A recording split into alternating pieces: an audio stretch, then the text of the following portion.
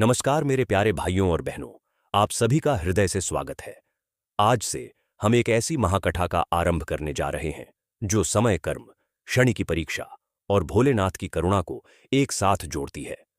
कथा आरंभ करने से पहले श्रद्धा से एक मंत्र बोलिए। ओम नमः शिवाय। ओम शम शनैश्चराय नमः। मान्यता है कि जो भी शनिवार के दिन इस कथा को श्रद्धा से सुनता है, उस पर शनिदेव की न्यायपूर्ण दृष्टि और भोलेनाथ की करुणा एक साथ बनी रहती है। और आज की कथा कोई साधारण कथा नहीं, बल्कि एक ऐसे युवक की यात्रा है जो अपने भाग्य से लड़ते लड़ते स्वयं कालचक्र का साक्षी बन गया। बहुत समय पहले उत्तर दिशा में पर्वतों और काले पत्थरों से घिरे एक प्राचीन नगर का नाम था कालपुर।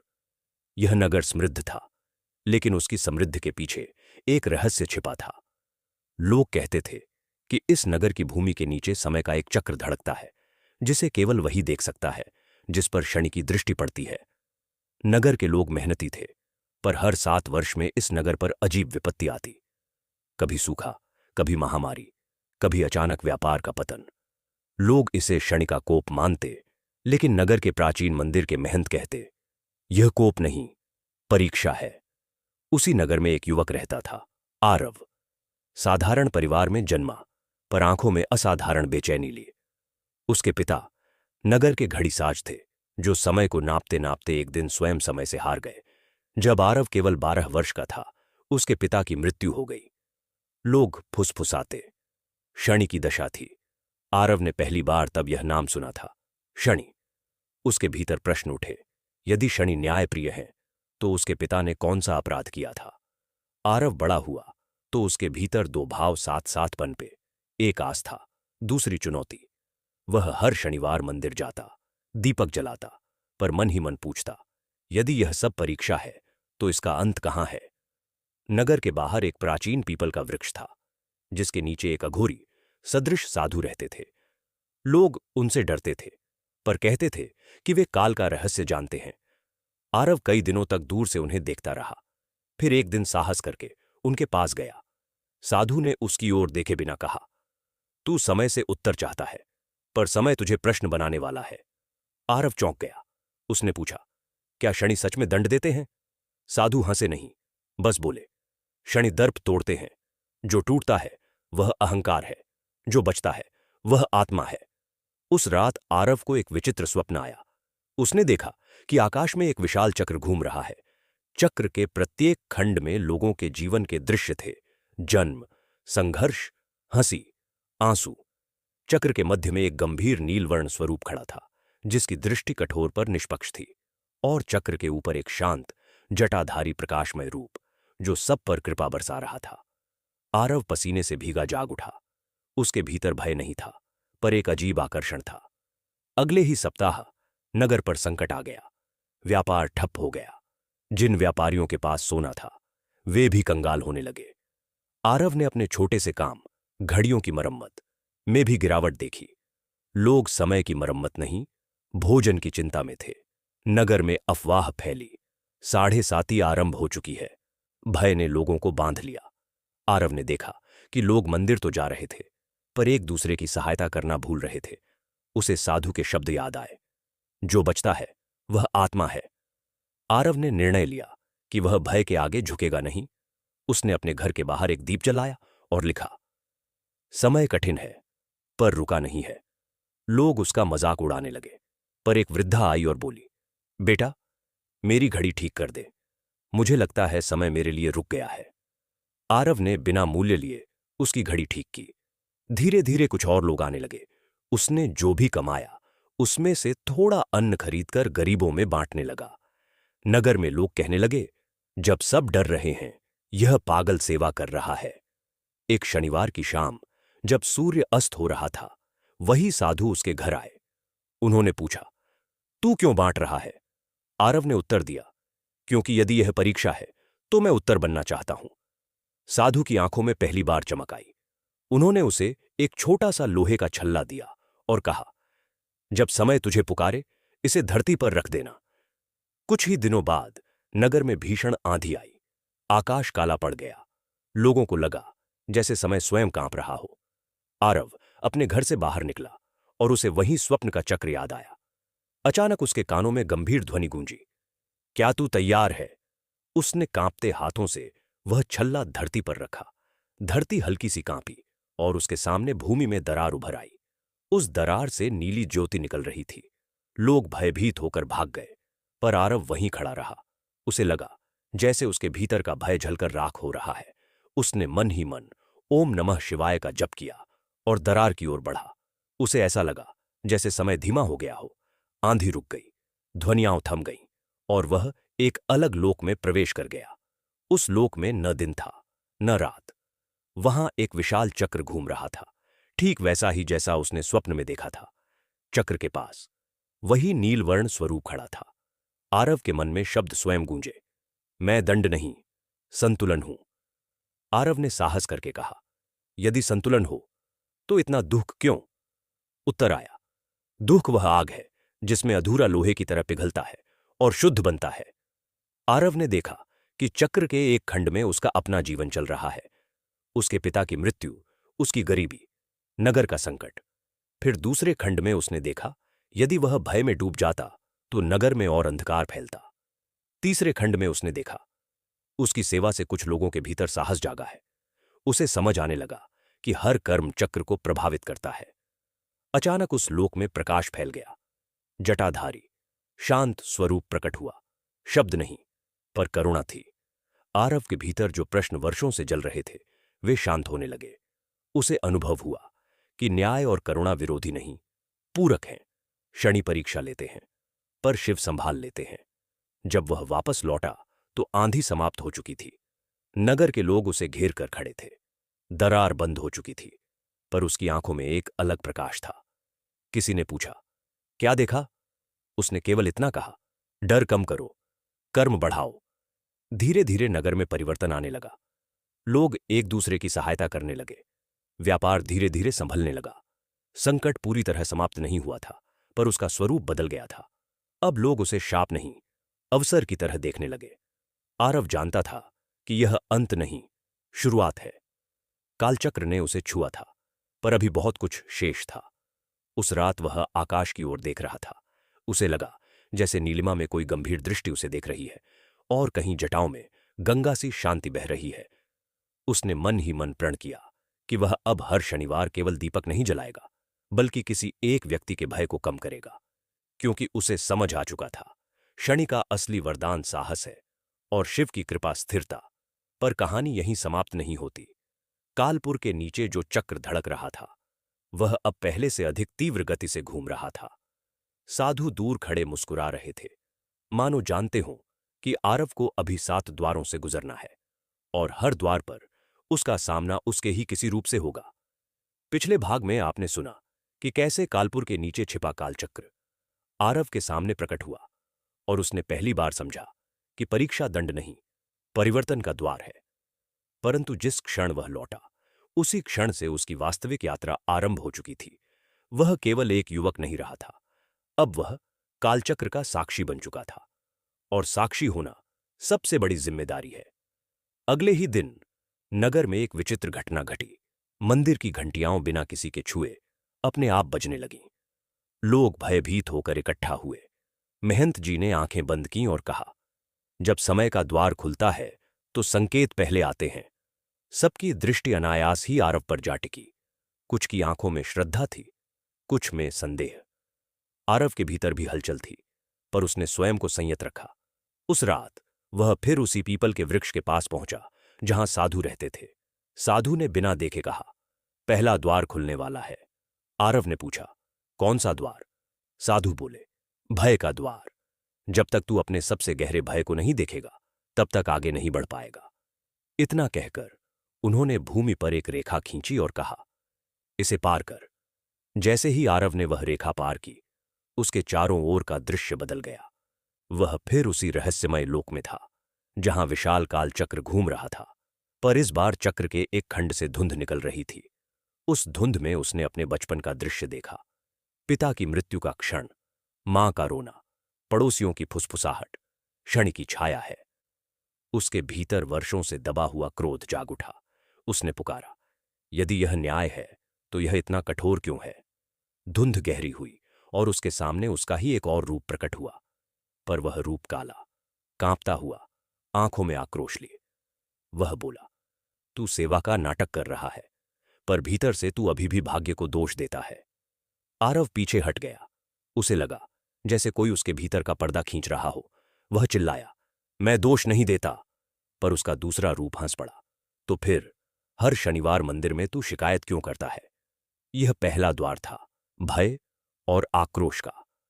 आरव ने पहली बार स्वीकार किया कि उसके भीतर अभी भी शिकायत है। उसने आंखें बंद कीं और मंत्र जपने लगा, ओम नमः शिवाय। धीरे धीरे उसका दूसरा रूप शांत होने लगा। कालचक्र की गति धीमी हुई। तभी गंभीर स्वर गूंजा, स्वीकार ही मुक्ति का आरंभ है। आरव ने आंखें खोली तो वह फिर पीपल के वृक्ष के नीचे था। साधु ने कहा, पहला द्वार पार हुआ। पर परीक्षा समाप्त नहीं हुई थी। नगर में उसी सप्ताह एक और संकट आया। नदी का जल काला पड़ने लगा। लोग बोले, यह अपशकुन है। व्यापारियों ने आरोप लगाया कि मंदिर में कुछ गलत हो रहा है। कुछ ने कहा कि आरव के कारण नगर पर संकट आया है। अब उसके सामने बाहरी विरोध था। लोग जो कल तक उसकी प्रशंसा कर रहे थे, आज प्रश्न उठा रहे थे। आरव के मन में क्षण भर के लिए विचार आया, क्या सच में मेरी वजह से? पर उसे कालचक्र का दृश्य याद आया। उसने निर्णय लिया कि वह भागेगा नहीं। वह नदी के किनारे पहुंचा। वहां जल में अजीब कंपन था। उसने देखा कि जल के भीतर जैसे छायाएं तैर रही हैं। तभी उसे साधु का दिया हुआ लोहे का छल्ला याद आया। उसने उसे जल में डाला। जल में हल्की चमक हुई और फिर सब शांत हो गया।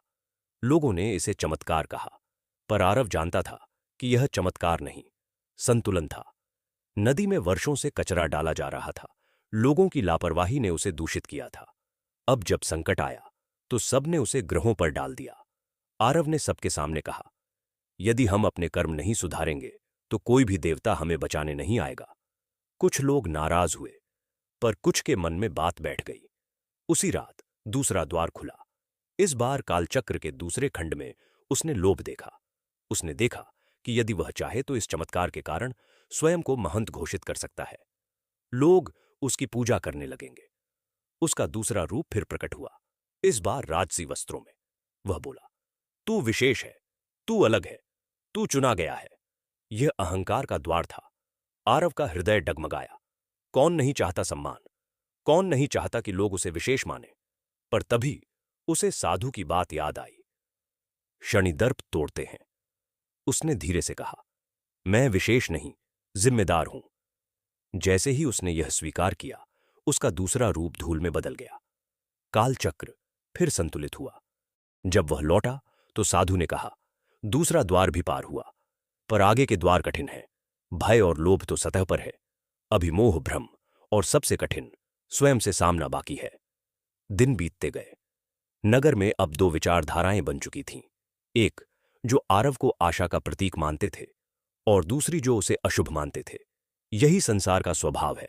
जब कोई परिवर्तन लाता है तो विरोध भी जन्म लेता है। आरव ने सीखा कि बाहरी शोर को शांत करने का एक ही उपाय है, भीतर स्थिर रहना। तीसरे शनिवार की रात आकाश असामान्य रूप से स्वच्छ था। तारों की चमक तीव्र थी। आरव को लगा जैसे हर तारा एक दृष्टि है। वह फिर पीपल के नीचे पहुंचा। साधु ने कहा, आज मोह का द्वार खुलेगा। जैसे ही वह ध्यान में बैठा, दृश्य बदल गया। उसने देखा कि उसकी मां बीमार है। वह रो रही है और कह रही है, तू इस रहस्य में क्यों पड़ गया? बस सामान्य जीवन जी। उसके भीतर द्वंद्व उठा, क्या वह इस मार्ग को छोड़ दे? तभी कालचक्र के तीसरे खंड में उसने देखा कि यदि वह डरकर पीछे हट जाता है तो नगर फिर भय में डूब जाता है। उसे समझ आया कि मोह हमें बांधता है, पर प्रेम हमें मुक्त करता है। उसने मां के चरण छुए और कहा, मैं भाग नहीं सकता। दृश्य विलीन हो गया। तीसरा द्वार भी पार हुआ। अब नगर में परिवर्तन स्पष्ट था। लोग सफाई रखने लगे, एक दूसरे की मदद करने लगे। संकट पूरी तरह समाप्त नहीं हुए थे, पर उनका प्रभाव कम हो गया था। लोग समझने लगे थे कि गृह केवल दिशा दिखाते हैं, कर्म रास्ता बनाते हैं। पर उसी समय एक नई चुनौती उभरी। नगर के बाहर एक अजनबी आया।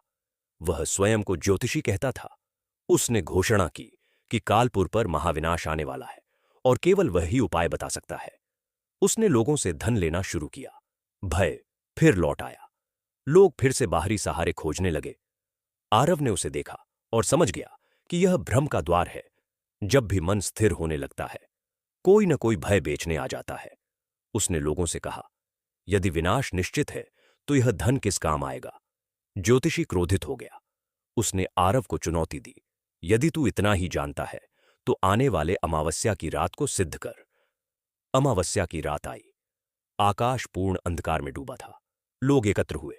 ज्योतिषी ने मंत्र पढ़े, धुआं किया, भय का वातावरण बन गया। तभी धरती हल्की कांपी। लोग चिल्लाए। ज्योतिषी बोला, देखा, विनाश आरंभ। पर आरव शांत खड़ा रहा। उसने आंखें बंद कीं और केवल एक वाक्य कहा, जो सत्य है वही स्थिर रहेगा।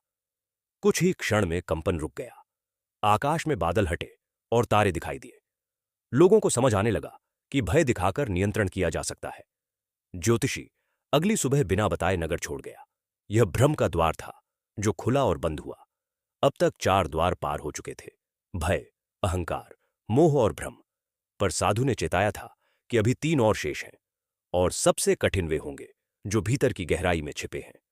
उस रात जब सब शांत था, आरव ने फिर कालचक्र को स्वप्न में देखा। इस बार चक्र की गति पहले से तीव्र थी।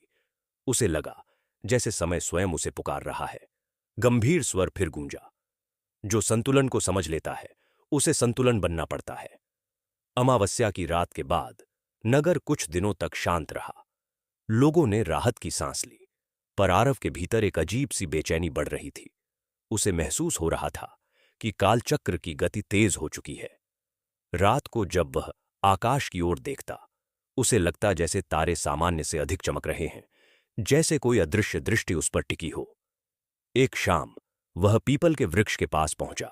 साधु पहले से वहां ध्यान में बैठे थे। आरव ने पूछा, अब कौन सा द्वार शेष है? साधु ने आंखें खोलीं और गहरी दृष्टि से उसे देखा। बोले, अब कर्म का द्वार खुलेगा। अभी तक तूने भावनाओं से सामना किया, अब परिणाम से सामना होगा।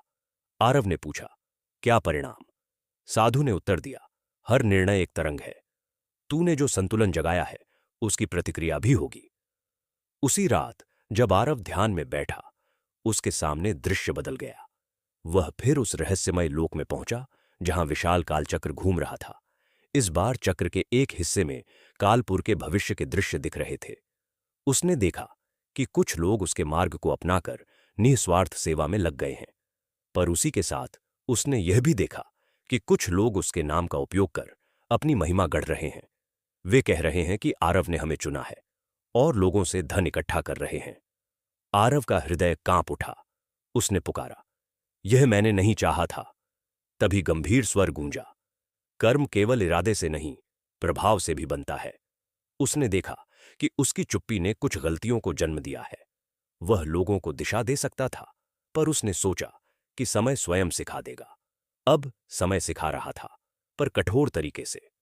अचानक उसके सामने उसका ही एक और रूप प्रकट हुआ, इस बार थका हुआ, अपराध बोध से भरा। वह बोला, तूने सोचा था कि तू बस प्रेरणा देगा, पर जिम्मेदारी लेने से डर गया। यह कर्म के परिणाम का द्वार था। आरव की आंखों में आंसू आ गए। उसने स्वीकार किया कि वह अभी भी पूर्ण नहीं है। उसने कहा, यदि मेरी वजह से भ्रम फैला है तो मैं उसे सुधारूंगा। जैसे ही उसने यह संकल्प लिया, कालचक्र का वह खंड शांत हो गया। जब वह लौटा तो उसने निर्णय लिया कि वह सार्वजनिक रूप से बोलेगा। अगले दिन उसने नगर के चौक में सबको बुलाया। उसने स्पष्ट कहा, मैं कोई गुरु नहीं, कोई अवतार नहीं। यदि मेरे नाम पर कोई धन मांगे तो उसे रोकिए। संतुलन का अर्थ है सत्य। कुछ लोग निराश हुए क्योंकि वे चमत्कार चाहते थे, पर कई लोगों के मन से भ्रम हट गया। पर परीक्षा यहीं समाप्त नहीं हुई। उसी सप्ताह कालपुर में सूखा पड़ गया। खेतों में दरारें पड़ने लगीं। लोग फिर से घबराने लगे। इस बार आरोप सीधे आरव पर आया, तूने ज्योतिषी को भगाया, अब वर्षा भी रुक गई। यह उसके लिए सबसे कठिन क्षण था। उसने जो किया था सत्य के लिए किया था, पर परिणाम उसके विरुद्ध खड़े थे। वह रात भर सो नहीं पाया। उसके भीतर प्रश्न उठे, क्या हर सत्य का परिणाम तुरंत अच्छा नहीं होता? क्या संतुलन की राह हमेशा सीधी नहीं होती? उसे फिर कालचक्र का स्मरण हुआ। अगले शनिवार वह नदी के सूखे तट पर बैठ गया। उसने आंखें बंद कीं और गहरे ध्यान में चला गया। इस बार जब वह उस रहस्यमय लोक में पहुंचा, कालचक्र अत्यंत तीव्र गति से घूम रहा था। उसके पास वही नीलवर्ण गंभीर स्वरूप खड़ा था। शब्द उसके भीतर गूंजे, क्या तू परिणाम स्वीकार करने को तैयार है? आरव ने कहा, यदि यह मेरे कर्म का फल है तो हां, पर नगर का क्या दोष? उत्तर मिला, कभी कभी नेता की परीक्षा जनता की धैर्य से जुड़ती है। उसे समझ आया कि यह केवल उसकी नहीं, पूरे नगर की परीक्षा है। वह लौटा और लोगों से कहा, हम वर्षा की प्रतीक्षा करेंगे, पर उससे पहले हम अपनी सूखी धरती को मिलकर संभालेंगे। उसने जल संरक्षण के लिए पुराने कुओं की सफाई शुरू करवाई, वर्षा जल रोकने के लिए छोटे बांध बनवाए। लोग पहले हंसे, फिर धीरे धीरे जुड़ते गए। कुछ ही सप्ताह बाद जब बादल घिरे तो वर्षा सामान्य से अधिक हुई, कुएं भर गए। लोगों ने इसे आशीर्वाद कहा, पर आरव जानता था कि यह प्रयास और धैर्य का परिणाम था। अब 5वां द्वार पार हो चुका था, कर्म और परिणाम का। पर साधु ने कहा था कि 2 और शेष हैं, और उनमें से एक सबसे गहरा है, स्वयं की पहचान का। एक रात आरव को स्वप्न आया कि वह कालपुर छोड़कर दूर चला गया है। नगर फिर पुराने भय में डूब गया है। उसने देखा कि उसके बिना भी जीवन चल रहा है। यह दृश्य उसे विचलित कर गया। क्या वह सच में आवश्यक है, या वह केवल समय का एक साधन है? यह पहचान का द्वार था। मनुष्य जब कुछ अच्छा करता है तो उसे लगने लगता है कि वही केंद्र है, पर सत्य यह है कि समय किसी एक पर निर्भर नहीं। जब वह फिर कालचक्र के सामने खड़ा हुआ, उसने देखा कि चक्र में अनगिनत चेहरे हैं। हर युग में कोई न कोई संतुलन के लिए खड़ा हुआ। वह समझ गया कि वह विशेष नहीं, पर अनिवार्य भी नहीं। वह एक कड़ी है। जैसे ही उसने यह स्वीकार किया, उसका भीतर का बोझ हल्का हो गया। यह छठा द्वार था, अहं की अंतिम परत का।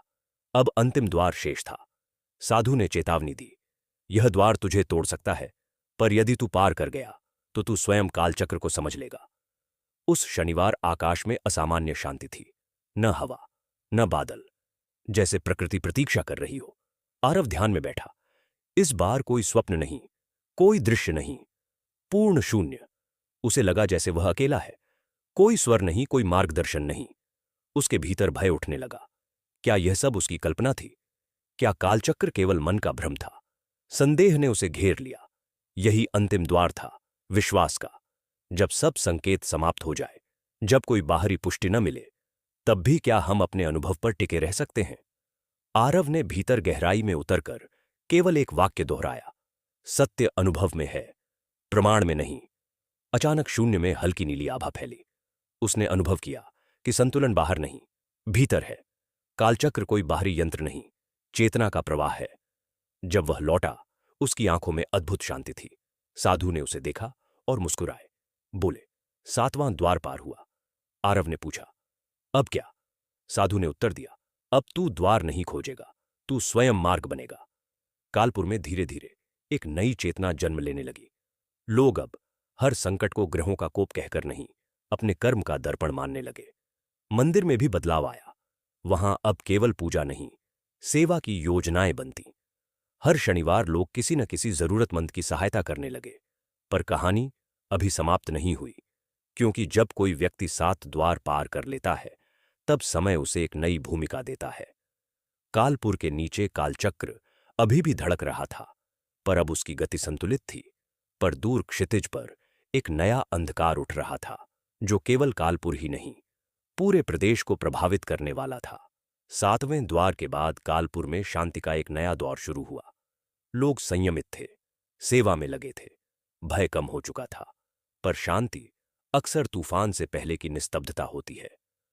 उत्तर दिशा से आने वाले व्यापारियों ने खबर दी कि दूरस्थ नगरों में अजीब घटनाएं हो रही हैं। खेतों में अचानक आग लग जाती है, पशु बिना कारण मर जाते हैं, और लोगों में आपसी झगड़े बढ़ते जा रहे हैं। कुछ लोग इसे ग्रहों की चाल कह रहे थे, कुछ किसी अज्ञात शक्ति का प्रभाव। कालपुर के लोग सुनकर विचलित हुए, पर आरव ने अभी प्रतिक्रिया नहीं दी। वह जानता था, हर सूचना पर डर से नहीं, समझ से प्रतिक्रिया करनी चाहिए। कुछ ही सप्ताह बाद वह अंधकार कालपुर की सीमा तक आ पहुंचा। एक रात नगर के बाहर के खेतों में आग लग गई। हवा शांत थी, फिर भी ज्वाला तेजी से फैल रही थी। लोग बाल्टियां लेकर दौड़े, पानी फेंका, पर आग बुझती नहीं थी। आरव भी पहुंचा। उसने देखा कि आग सामान्य नहीं है, उसमें एक विचित्र कंपन है, जैसे भीतर कोई अदृश्य क्रोध धधक रहा हो। उसके मन में कालचक्र की छवि कौंधी। यह बाहरी अग्नि नहीं, सामूहिक असंतुलन की ज्वाला थी। वह तुरंत लोगों को पीछे हटने को कहकर स्वयं खेत के बीच खड़ा हो गया। उसने आंखें बंद कीं। इस बार कोई रहस्यमय लोक में जाने की आवश्यकता नहीं पड़ी। उसे अनुभव हुआ कि वह कालचक्र को अपने भीतर महसूस कर सकता है। उसने गंभीर स्वर में कहा, अग्नि तत्व संतुलन चाहता है। फिर उसने मंत्र जपना शुरू किया। धीरे धीरे हवा का रुख बदला। कुछ देर में बादल घिर आए और हल्की वर्षा होने लगी। आग बुझ गई। लोगों ने इसे चमत्कार कहा, पर आरव समझ रहा था कि यह केवल शुरुआत है। अगले दिन नगर में खबर फैली कि पड़ोसी गांवों में लोग आपस में लड़ रहे हैं। छोटी छोटी बातों पर हिंसा बढ़ रही है, जैसे किसी ने लोगों के मन में क्रोध का बीज बो दिया हो। कालपुर अब तक सुरक्षित था, पर वातावरण भारी हो चुका था। उसी शाम पीपल के वृक्ष के पास साधु फिर प्रकट हुए। इस बार उनका चेहरा पहले से अधिक गंभीर था। उन्होंने कहा, अब जो आ रहा है वह व्यक्तिगत नहीं, सामूहिक परीक्षा है। तूने अपने भीतर संतुलन पाया, पर अब तुझे दूसरों के भीतर जागृति लानी होगी। आरव ने पूछा, यह अंधकार क्या है? साधु ने उत्तर दिया, जब मनुष्य अपने भय को नहीं समझता तो वह उसे बाहर प्रक्षेपित करता है। यह वही प्रक्षेपण है। कुछ दिनों बाद कालपुर में भी तनाव बढ़ने लगा। दो व्यापारी परिवारों के बीच पुराना विवाद अचानक हिंसक हो उठा। लोग पक्ष लेने लगे, अफवाहें फैलने लगीं। नगर की वही एकता जो महीनों से बनी थी, डगमगाने लगी। आरव ने देखा कि अंधकार बाहर से नहीं, भीतर से उठ रहा है। उसने नगर के चौक में सभा बुलाई। उसने कहा, हमने भय, सूखा, भ्रम सब झेला, पर यदि हम आपस में टूट गए तो कोई देवता हमें नहीं बचाएगा। शनि हमें कर्म का दर्पण दिखाते हैं। यदि हम क्रोध बोएंगे तो फल भी वैसा ही मिलेगा।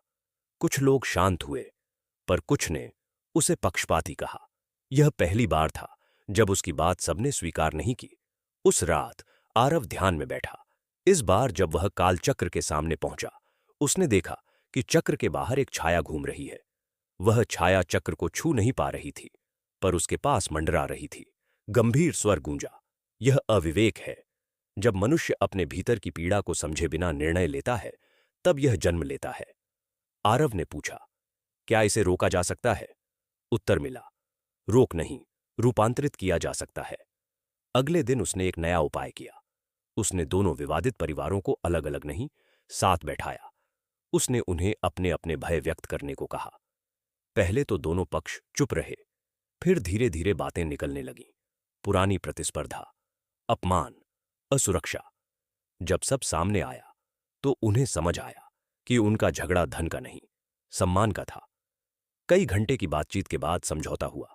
यह कोई जादू नहीं था, यह संवाद था। पर अंधकार पूरी तरह गया नहीं था। तभी एक नई खबर आई।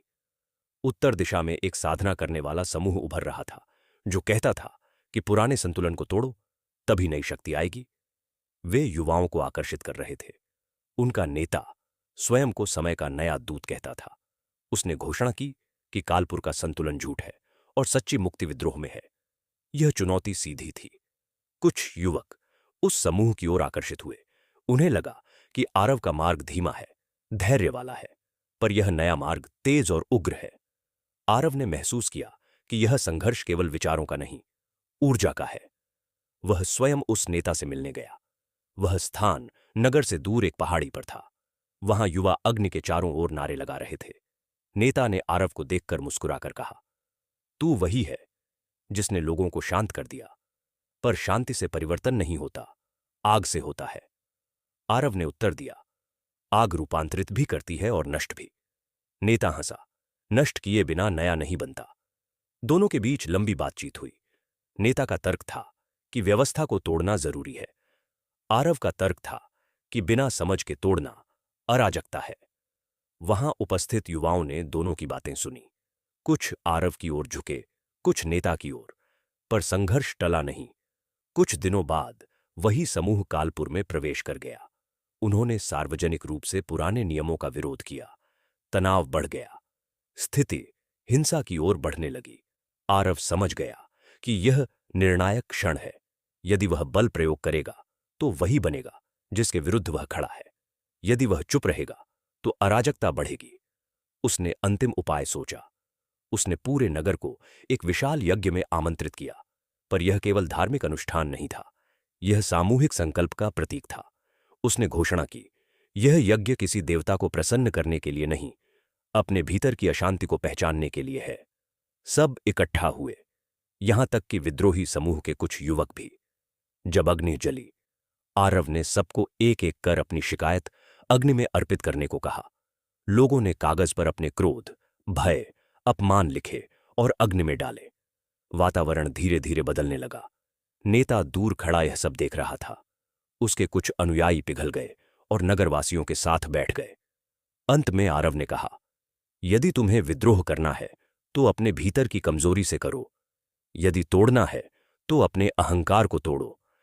यह शब्द सुनकर कई युवाओं के मन में बदलाव आया। नेता ने देखा कि उसका प्रभाव घट रहा है। वह चुपचाप वहां से चला गया। अंधकार पूरी तरह समाप्त नहीं हुआ था, पर उसकी तीव्रता कम हो गई। कालपुर ने एक और परीक्षा पार की, पर आरव जानता था कि यह संघर्ष बाहर का नहीं, चेतना का है। वह पीपल के वृक्ष के पास गया। साधु वहां नहीं थे, केवल शांति थी। उसे समझ आया, अब उसे बाहरी मार्गदर्शन की आवश्यकता नहीं। संतुलन अब उसके भीतर स्थिर है। कालपुर अब केवल एक नगर नहीं रहा था, वह एक उदाहरण बन चुका था। आसपास के गांवों के लोग यहां आकर देख रहे थे कि बिना भय फैलाए, बिना अंधविश्वास के कैसे संकटों का सामना किया जा सकता है।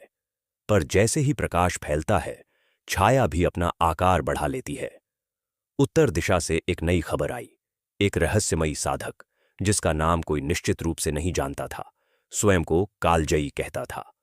वह दावा करता था कि वह कालचक्र को रोक सकता है, समय को मोड़ सकता है और भविष्य को बदल सकता है। उसके अनुयायी तेजी से बढ़ रहे थे। वे कहते थे कि शनि की परीक्षा को सहने की आवश्यकता नहीं, उसे परास्त किया जा सकता है। भोलेनाथ की करुणा की प्रतीक्षा क्यों करें जब स्वयं शक्ति प्राप्त की जा सकती है। यह विचार युवाओं को आकर्षित कर रहा था। शक्ति का आकर्षण हमेशा धैर्य से अधिक तीव्र होता है। कुछ ही दिनों में कालजयी के अनुयायी कालपुर की सीमा तक आ पहुंचे। वे खुले तौर पर चुनौती नहीं दे रहे थे, पर नगर में फुसफुसाहटें फैलाने लगे। संतुलन धीमा है, कष्ट सहना कमजोरी है, वास्तविक शक्ति नियंत्रण में है। आरव ने देखा कि यह चुनौती सीधे उसके मार्ग पर है। वह समझ गया कि यह केवल विचारों का संघर्ष नहीं, चेतना का द्वंद्व है। एक शाम वह पीपल के वृक्ष के नीचे बैठा था। हवा में अजीब सी ठंडक थी। साधु कई दिनों से दिखाई नहीं दिए थे। आरव ने भीतर झांका। उसे अनुभव हुआ कि अब उसे बाहरी मार्गदर्शन की अपेक्षा छोड़नी होगी। उसी क्षण उसे लगा जैसे धरती के भीतर कालचक्र की गति असामान्य हो गई है। वह ध्यान में बैठ गया। इस बार जब वह उस रहस्यमय लोक में पहुंचा, कालचक्र के चारों ओर एक धुंधली काली परत थी। वह परत चक्र को रोक नहीं रही थी, पर उसकी चमक को मंद कर रही थी। गंभीर स्वर गूंजा, यह नियंत्रण की इच्छा है। जब मनुष्य समय को साधने की कोशिश करता है, तब संतुलन डगमगाता है। आरव ने पूछा, क्या इसे रोका जा सकता है? उत्तर आया, संतुलन किसी के नियंत्रण में नहीं आता, केवल समझ में आता है। अगले दिन कालजयी स्वयं कालपुर आया। वह साधारण वस्त्रों में था, पर उसकी आंखों में तीव्रता थी। उसने चौक में खड़े होकर कहा, तुम सब शनि की परीक्षा सहते सहते थक चुके हो। मैं तुम्हें मुक्त कर सकता हूं। कालचक्र को रोक दूंगा ताकि दुख समाप्त हो जाए। लोग चकित थे, कुछ आकर्षित हुए, कुछ संशय में। आरव आगे बढ़ा। उसने शांत स्वर में पूछा, यदि समय रुक जाए तो जीवन बचेगा? कालजयी मुस्कुराया, जब समय रुकेगा दुख भी रुकेगा। आरव ने कहा, पर आनंद भी। भीड़ में सन्नाटा छा गया। कालजयी ने चुनौती दी, 7 दिन बाद मैं यहां कालचक्र को स्थिर करूंगा। यदि सफल हुआ तो तुम्हारा संतुलन झूठ सिद्ध होगा। यह खुली चुनौती थी। नगर में बेचैनी फैल गई। कुछ लोग कहने लगे, यदि सच में दुख रुक जाए तो? कुछ ने कहा, यह प्रकृति के विरुद्ध है। आरव ने किसी से बहस नहीं की। वह जानता था कि सत्य अनुभव से स्पष्ट होगा। 7 दिनों तक कालपुर में अजीब घटनाएं हुईं। समय जैसे असमान हो गया। कहीं घड़ियां धीमी चलने लगीं, कहीं तेज। बच्चों को स्वप्न आने लगे कि वे स्थिर खड़े हैं और सब कुछ उनके चारों ओर घूम रहा है। पशु असामान्य व्यवहार करने लगे। 7वें दिन चौक में भीड़ एकत्र हुई। कालजयी ने एक विशाल मंडल बनाया। उसने मंत्रोच्चार आरंभ किया। वातावरण भारी हो गया। अचानक लोगों को लगा कि हवा स्थिर हो गई है। पक्षियों की आवाज बंद हो गई। एक क्षण के लिए सब कुछ जड़ हो गया। लोगों ने सोचा, क्या सच में समय रुक गया? पर उसी क्षण धरती के भीतर कंपन हुआ। कालचक्र ने प्रतिक्रिया दी। आरव ने आंखें बंद कीं और भीतर उतर गया। वह फिर उस लोक में पहुंचा। इस बार कालचक्र तीव्रता से कांप रहा था। काली परत मोटी हो गई थी। उसने गंभीर स्वर में कहा, यदि समय रोका गया तो संतुलन टूटेगा। आरव ने अपने भीतर गहराई से अनुभव किया कि समय दुख का कारण नहीं, परिवर्तन का माध्यम है। उसने बाहर खड़े होकर ऊंचे स्वर में कहा, जो समय को रोकना चाहता है वह जीवन को रोकना चाहता है। कालजयी ने प्रत्युत्तर दिया, मैं तुम्हें पीड़ा से मुक्त कर रहा हूं। तभी अचानक एक वृद्धा आगे आई। उसने कहा, मेरे जीवन में दुख भी है, पर उसी से मैंने प्रेम सीखा है। यदि समय रुकता तो मैं अपने पोते का जन्म नहीं देख पाती। यह सुनकर भीड़ में हलचल हुई। लोग सोचने लगे। कालजयी का मंडल डगमगाने लगा। उसकी ऊर्जा कम होने लगी। उसने अंतिम प्रयास किया, पर कालचक्र की प्रतिक्रिया प्रबल थी। अचानक हवा चलने लगी। पक्षियों की आवाज लौटी और समय सामान्य हो गया। कालजयी थक कर बैठ गया। उसकी आंखों में पहली बार असमंजस था। आरव उसके पास गया और शांत स्वर में कहा, शक्ति नियंत्रण में नहीं, स्वीकार में है। कालजयी ने कुछ नहीं कहा। वह चुपचाप चला गया। पर उसकी पराजय केवल बाहरी नहीं थी, वह अपने भीतर भी प्रश्नों से घिर चुका था। कालपुर ने राहत की सांस ली, पर इस घटना ने एक गहरा प्रश्न छोड़ दिया। क्या मनुष्य सच में दुख से भागना चाहता है या उसे समझना चाहता है? आरव ने अनुभव किया कि कालचक्र केवल बाहरी शक्ति नहीं, चेतना का प्रवाह है। उसे रोकने का प्रयास स्वयं जीवन के विरुद्ध है। परंतु कहानी यहीं समाप्त नहीं होती। उस रात आरव ने स्वप्न में देखा कि कालजयी दूर एक पहाड़ी पर बैठा है और उसके सामने वही कालचक्र की छाया मंडरा रही है। इसका अर्थ था, अंधकार पूरी तरह गया नहीं, वह दिशा बदल चुका है। कालजयी की पराजय के बाद कालपुर में कुछ समय के लिए शांति छा गई। लोग फिर अपने काम में लग गए, पर आरव के भीतर एक नई बेचैनी थी। उसने अनुभव किया कि कालजयी पूरी तरह समाप्त नहीं हुआ है। उसकी आंखों में जो प्रश्न थे वे किसी गहरे परिवर्तन का संकेत दे रहे थे। और सच ही, कुछ सप्ताह बाद खबर आई कि कालजयी पहाड़ियों के उस पार एक गुफा में कठोर तप कर रहा है। लोग कह रहे थे कि वह अब संतुलन को समझना चाहता है, पर कुछ का मानना था कि वह और भी बड़ी शक्ति पाने की तैयारी कर रहा है। इसी बीच कालपुर में एक अनोखी घटना घटी। नगर की सभी घड़ियां एक ही रात में रुक गईं। किसी ने उन्हें छुआ भी नहीं था। लोग घबरा गए। कुछ ने कहा, यह कालजयी का प्रभाव है। कुछ ने इसे फिर शनि की परीक्षा कहा। आरव ने घड़ियों को देखा और महसूस किया कि यह बाहरी संकेत है, पर कारण भीतर है। समय नहीं रुका था, केवल उसकी अनुभूति बाधित हुई थी।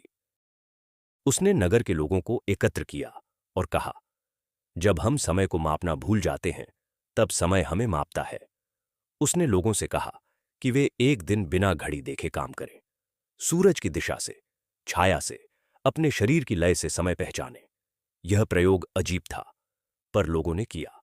दिन बीता और किसी बड़ी अव्यवस्था के बिना बीत गया। लोगों को समझ आया कि समय केवल यंत्रों में नहीं, जीवन की धड़कन में है। उसी रात आरव ध्यान में बैठा।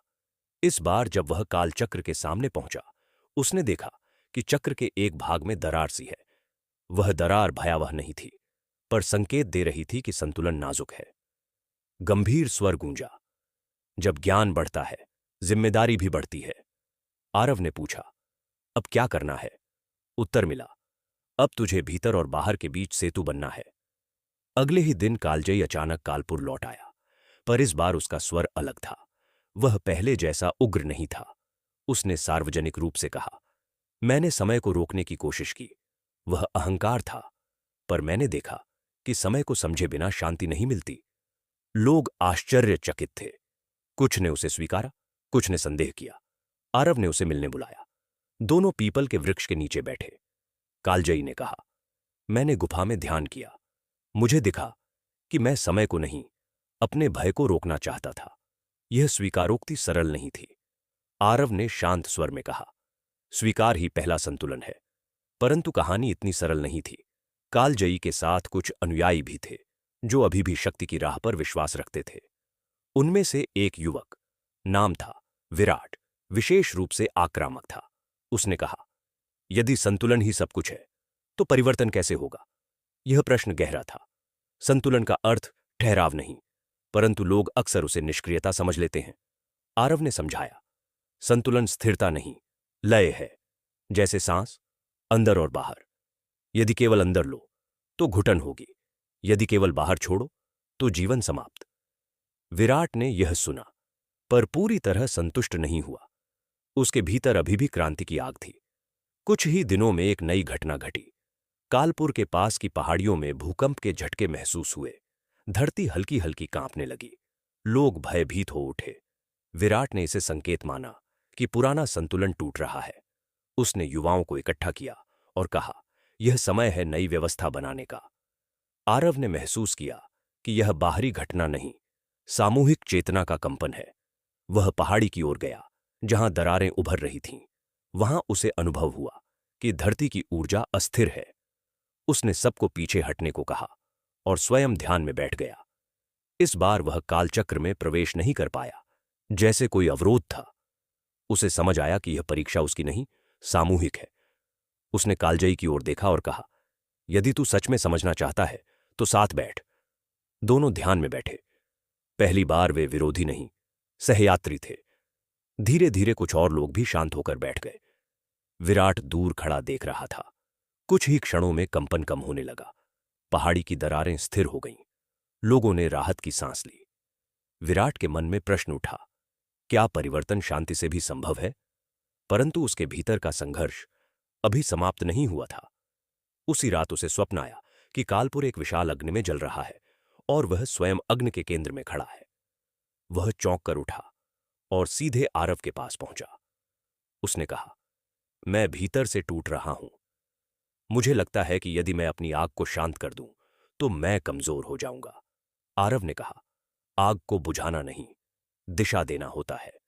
उसने विराट को सेवा के कार्यों में लगाया। नए कुओं का निर्माण, युवाओं को शिक्षा देना, किसानों की मदद करना। धीरे धीरे विराट की ऊर्जा रूपांतरित होने लगी।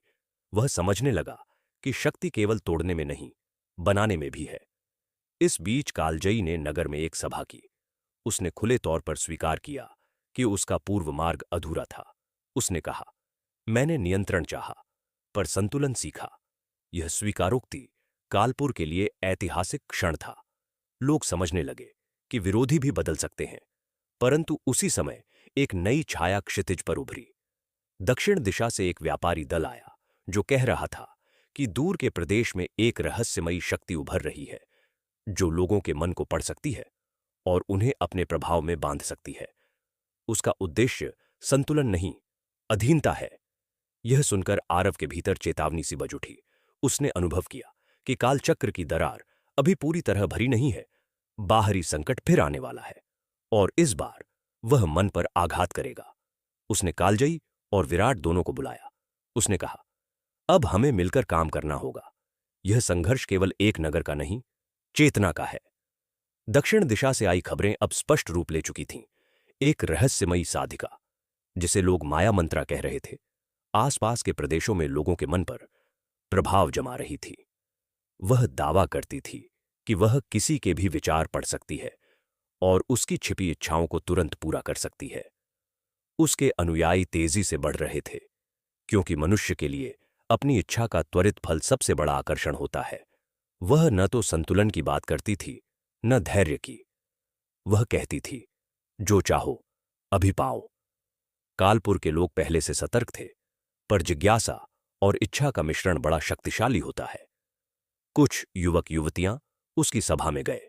लौटकर उन्होंने कहा कि उसने उनके मन की बातें बिना पूछे बता दी।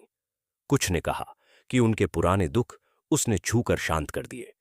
कुछ ने कहा कि उसके पास एक विशेष रत्न है, जिसमें देखने पर भविष्य दिखाई देता है। आरव ने यह सुना तो भीतर एक गहरी चेतावनी अनुभव की। उसने समझ लिया कि यह शक्ति बाहरी नियंत्रण से अधिक खतरनाक है, क्योंकि यह सीधे इच्छा पर कार्य करती है। इच्छा ही मनुष्य को चलाती है। यदि इच्छा पर किसी और का अधिकार हो जाए तो स्वतंत्रता समाप्त हो जाती है। उसने कालजयी और विराट को बुलाया। तीनों पीपल के वृक्ष के नीचे बैठे। हवा में असामान्य शांति थी। आरव ने कहा, यह परीक्षा बल की नहीं, विवेक की है। यदि लोग अपनी इच्छा को पहचानना नहीं सीखेंगे तो वे किसी भी आकर्षण में बंध जाएंगे।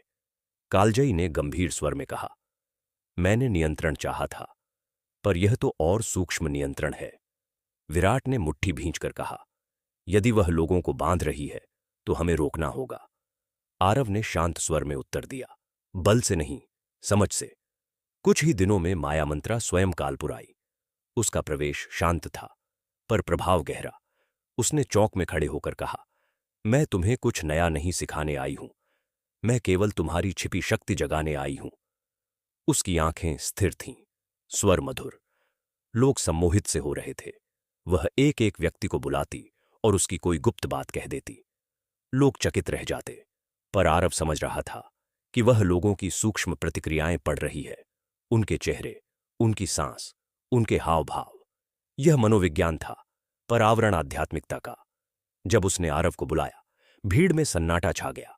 उसने मुस्कुराकर कहा, तू संतुलन की बात करता है, पर भीतर कहीं तू अभी भी कालचक्र का रहस्य पूर्ण रूप से जानना चाहता है। यह सुनकर लोग चौंके। यह बात सत्य थी। आरव के भीतर अभी भी जिज्ञासा थी। आरव ने उत्तर दिया, इच्छा होना गलत नहीं, पर उसका स्वामी होना जरूरी है। माया मंत्रा ने कहा, तो क्या तू अपनी हर इच्छा पर नियंत्रण रख सकता है? यह प्रश्न सीधा था। आरव ने कुछ क्षण मौन रखा और फिर कहा, नहीं, पर मैं उन्हें देख सकता हूं। उस रात आरव ध्यान में बैठा। इस बार कालचक्र के लोक में प्रवेश करते ही उसने देखा कि चक्र के चारों ओर अनगिनत सूक्ष्म धागे हैं। हर धागा किसी इच्छा से जुड़ा था, कुछ चमकीले, कुछ अंधकारमय। गंभीर स्वर गूंजा, इच्छा नष्ट नहीं की जाती, दिशा दी जाती है। उसे समझ आया कि माया मंत्रा इच्छा को नकारती नहीं, उसे भड़काती है। वह तुरंत संतुष्टि का भ्रम देती है, पर दीर्घकालिक संतुलन को तोड़ देती है। अगले दिन उसने नगर में एक खुली सभा रखी। उसने लोगों से पूछा, यदि तुम्हारी हर इच्छा तुरंत पूरी हो जाए तो क्या तुम सीखोगे? कुछ ने कहा, दुख कम होगा। आरव ने पूछा, पर धैर्य कहां जाएगा, अनुभव कहां जाएगा? एक युवक बोला, पर इंतजार कठिन है। आरव ने कहा, कठिनाई ही मनुष्य को गढ़ती है। माया मंत्रा ने भी सभा में आकर कहा, मैं कठिनाई मिटाने आई हूं। आरव ने शांत स्वर में पूछा, या स्वतंत्रता? भीड़ में फिर सन्नाटा। माया मंत्रा ने अपने रत्न को निकाला। उसमें झिलमिल प्रकाश था।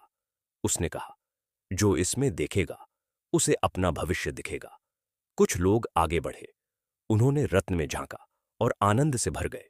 उन्हें धन, सम्मान, सुख दिखाई दे रहा था। आरव ने ध्यान से देखा। रत्न में वही दिखाई देता है जो व्यक्ति देखना चाहता है। वह भविष्य नहीं, इच्छा का प्रतिबिंब था। विराट आगे बढ़ा। उसने रत्न में देखा और स्वयं को एक महान नेता के रूप में देखा। उसकी आंखों में चमक आई। आरव ने उसका हाथ पकड़ा और धीरे से कहा, यह संभावना है, सत्य नहीं। विराट कुछ क्षण डगमगाया, फिर पीछे हट गया। अब कालजयी आगे आया। उसने रत्न में देखा और स्वयं को कालचक्र के केंद्र में देखा, समय का स्वामी। वह कुछ क्षण स्थिर रहा, फिर उसने आंखें बंद कीं और रत्न से दृष्टि हटा ली। उसने कहा, मैंने पहले ही यह मार्ग देखा है, यह अधूरा है। माया मंत्रा की आंखों में पहली बार अस्थिरता झलकी। उसने महसूस किया कि कालपुर पूरी तरह उसके प्रभाव में नहीं आ रहा। उसने अंतिम प्रयास किया। उसने घोषणा की कि जो उसके साथ दक्षिण दिशा चलेगा उसे तत्काल समृद्धि मिलेगी।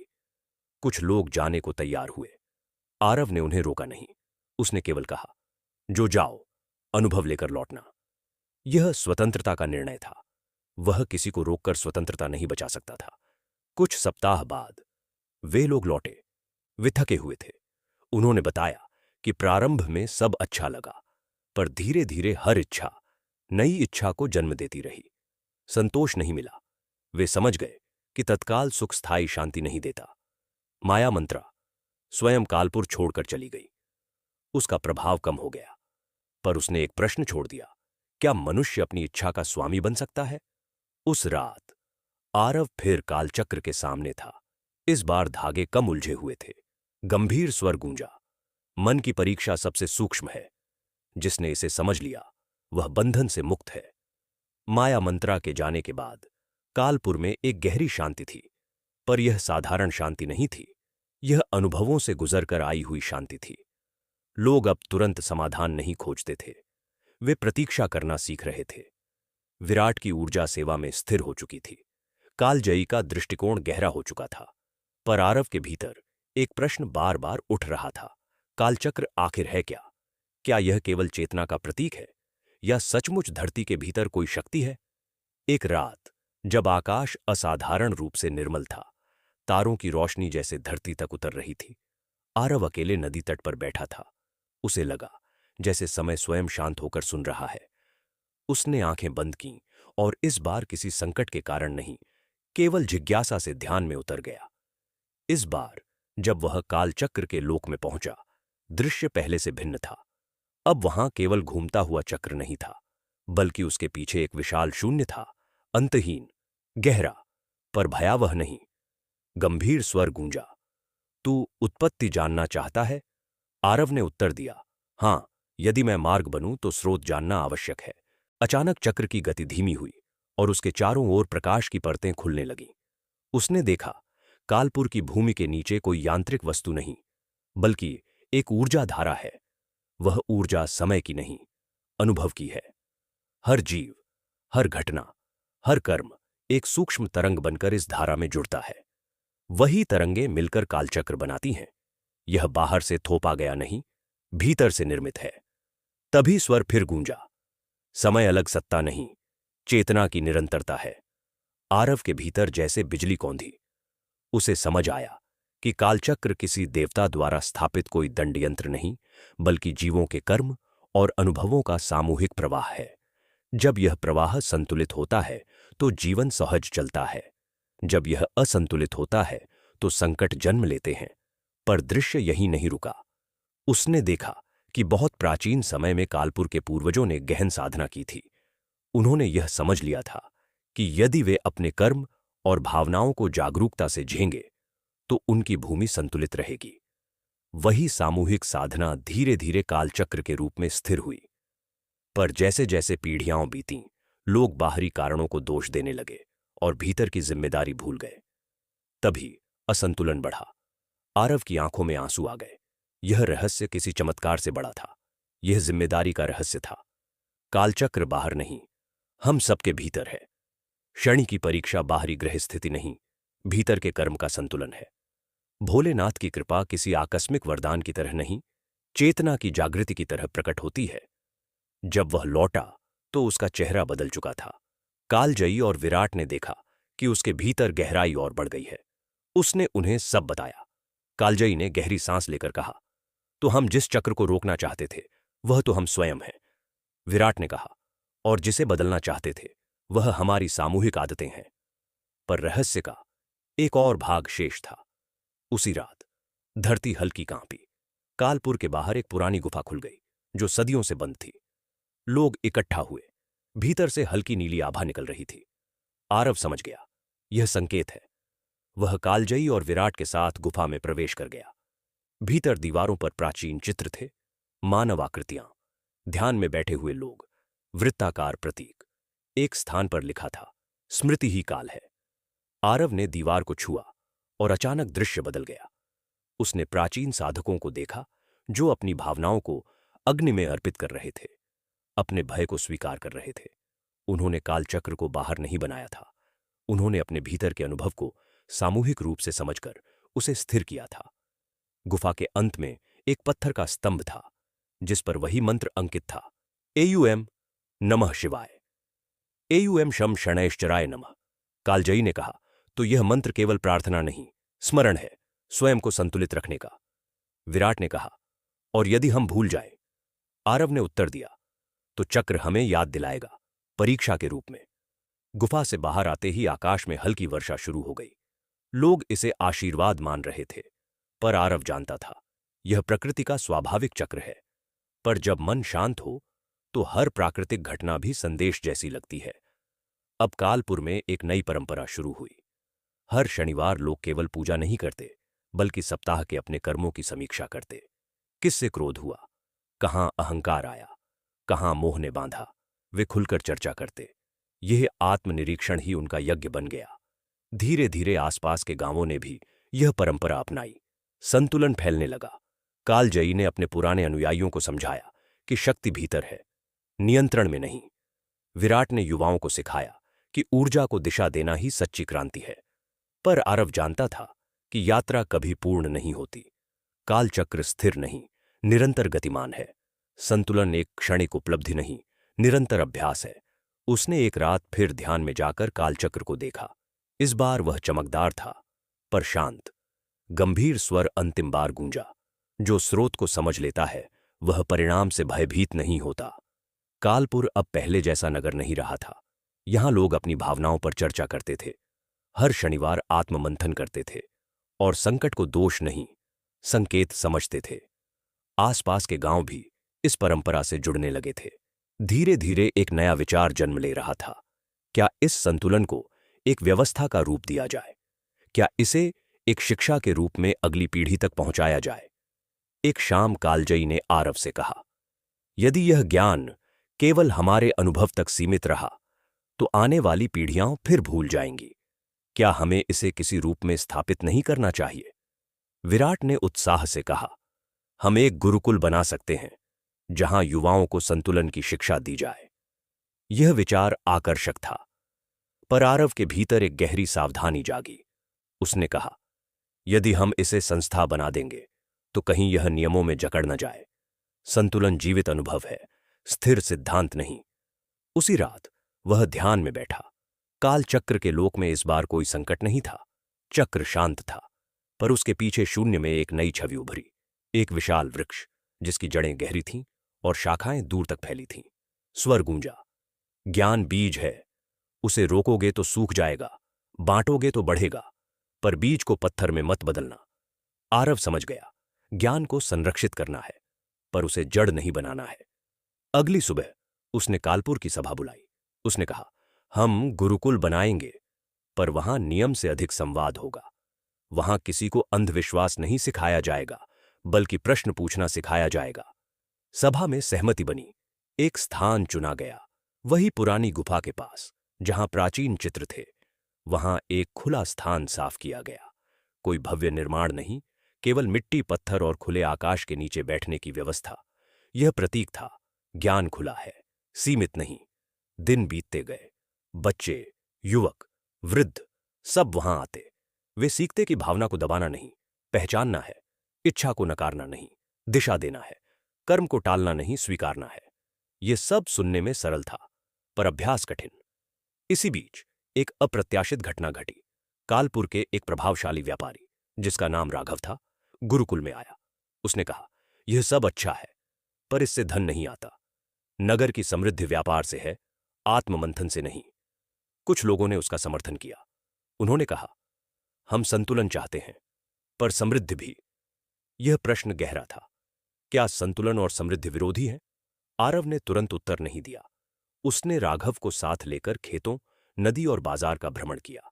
उसने दिखाया कि कैसे संतुलन के कारण पिछले वर्ष का सूखा कम हानि वाला रहा, कैसे संवाद से व्यापारिक विवाद सुलझे। उसने कहा, संतुलन समृद्धि का विरोधी नहीं, आधार है। राघव कुछ हद तक सहमत हुआ, पर पूरी तरह नहीं। उसने प्रस्ताव रखा कि गुरुकुल में व्यावहारिक शिक्षा भी हो, कृषि, व्यापार, कौशल। आरव ने यह स्वीकार किया। उसने कहा, ज्ञान आध्यात्मिक और व्यावहारिक दोनों होना चाहिए। यदि हम जीवन से कट जाएंगे, तो संतुलन अधूरा रहेगा। इस प्रकार गुरुकुल का विस्तार हुआ। यहां ध्यान के साथ साथ खेती, जल संरक्षण, व्यापार नीति और संवाद कौशल भी सिखाया जाने लगा। यह एक नया प्रयोग था, जहां संतुलन जीवन के हर क्षेत्र में उतरे। पर हर परिवर्तन के साथ परीक्षा भी आती है। कुछ महीनों बाद एक बड़ी परीक्षा सामने आई। पड़ोसी प्रदेश में अकाल पड़ा। लोग भोजन की तलाश में कालपुर की ओर आने लगे। संसाधन सीमित थे। लोगों में भय बढ़ा। यदि हमने सब बांट दिया, तो हमारे पास क्या बचेगा? सभा बुलाई गई। राघव ने कहा, हमारी सीमा है। विराट ने कहा, यदि हम संतुलन की बात करते हैं तो साझा करना होगा। कालजयी ने शांत स्वर में कहा, यह वही क्षण है जहां सिद्धांत व्यवहार में उतरते हैं। आरव मौन रहा। उसने रात को ध्यान में प्रवेश किया। कालचक्र के सामने इस बार उसने देखा कि चक्र का एक भाग भारी हो गया है, भय के कारण। स्वर गूंजा, अभाव का भय ही अभाव को जन्म देता है। उसे समझ आया, यदि वे भय से निर्णय लेंगे तो असंतुलन बढ़ेगा, यदि विवेक से लेंगे तो संतुलन गहरा होगा। अगले दिन उसने घोषणा की, हम संसाधन बांटेंगे, परियोजना से।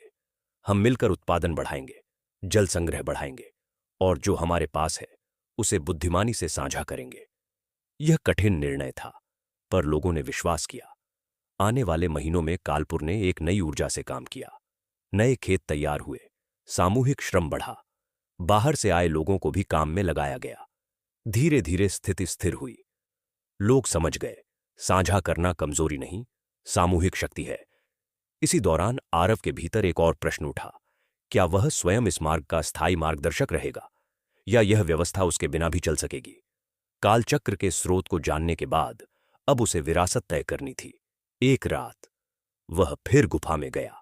वहां दीवारों पर प्राचीन चित्रों को देखते हुए उसने अनुभव किया कि हर युग में कोई एक व्यक्ति नहीं, एक समूह जागा था। संतुलन कभी एक व्यक्ति पर निर्भर नहीं रहा। स्वर गूंजा, जो स्रोत को समझ लेता है उसे स्वयं स्रोत नहीं बनना चाहिए, उसे प्रवाह बनाना चाहिए। अगले दिन उसने सभा में घोषणा की, गुरुकुल का संचालन अब परिषद करेगी। निर्णय सामूहिक होंगे। मैं मार्गदर्शक रहूंगा, पर केंद्र नहीं। यह सुनकर कुछ लोग चौंके, पर धीरे धीरे समझ आए कि यह निर्णय संतुलन को स्थायी बनाएगा। समय बीतता गया। कालपुर का उदाहरण दूर दूर तक फैल गया। लोग वहां केवल समाधान खोजने नहीं, स्वयं को समझने आने लगे। गुरुकुल एक केंद्र बन गया, न पूजा का, न चमत्कार का, बल्कि संवाद और अभ्यास का। एक दिन विराट ने पूछा, क्या कालचक्र अब पूरी तरह स्थिर है? आरव मुस्कुराया, चक्र स्थिर नहीं होता, हम स्थिर होते हैं। जब हम असंतुलित होते हैं तो चक्र परीक्षा बन जाता है, जब हम संतुलित होते हैं तो वही चक्र अनुभव बन जाता है। कालजयी ने कहा, तो क्या यह कथा समाप्त है? आरव ने उत्तर दिया, कथा कभी समाप्त नहीं होती, हर पीढ़ी अपना चक्र बनाएगी। वर्षों बाद जब आरव वृद्ध हो चुका था, वह फिर नदी तट पर बैठा था। सूर्यास्त फिर वैसा ही था, लालिमा, शांति, गहराई। उसने आंखें बंद की और अंतिम बार मंत्र जपा, एवं नमः शिवाय, एवं शम शनैश्चराय नमः। उसने अनुभव किया कि उसकी सांस और समय एक हो रहे हैं। कोई भय नहीं, कोई अपेक्षा नहीं, केवल स्वीकृति। उसके जाने के बाद भी कालपुर चलता रहा। परिषद ने काम जारी रखा। गुरुकुल में नए शिक्षक आए। विराट और कालजयी ने मिलकर संतुलन की परंपरा को आगे बढ़ाया। लोगों ने समझ लिया कि संतुलन किसी चमत्कार से नहीं, अभ्यास से आता है। कालचक्र अब भी धरती के भीतर धड़कता है, पर वह दंड का प्रतीक नहीं, स्मरण का प्रतीक है। जब भी लोग भय में डूबते हैं, संकट आता है और उन्हें भीतर देखने को प्रेरित करता है। जब वे संतुलित रहते हैं, जीवन सहज चलता है। इस अंतिम भाग का सार यही है, संतुलन कोई अंतिम उपलब्धि नहीं, निरंतर साधना है। शनिदेव हमें परिणाम का सत्य दिखाते हैं और भोलेनाथ हमें वह करुणा देते हैं जिससे हम अपने कर्म को स्वीकार सकें। मेरी अपनी सोच ये है कि जीवन में सबसे बड़ा परिवर्तन तब आता है जब हम बाहरी कारणों को दोष देना छोड़कर अपने अनुभव की जिम्मेदारी लेते हैं। वही क्षण काल चक्र को दंड से वरदान में बदल देता है। यदि इस 10 भागों की महाकथा ने आपके भीतर भी कोई प्रश्न, कोई शांति या कोई नया दृष्टिकोण जगाया हो, तो उसे जीवन में उतारिए। संतुलन किसी और से नहीं आएगा, वह आपके निर्णयों से आएगा। ऐसी ही गहरी, चेतना को जागृत करने वाली और जीवन को देखने का नया दृष्टिकोण देने वाली महाकथाएं सुनने के लिए सनातनी बाबा को सब्सक्राइब करें।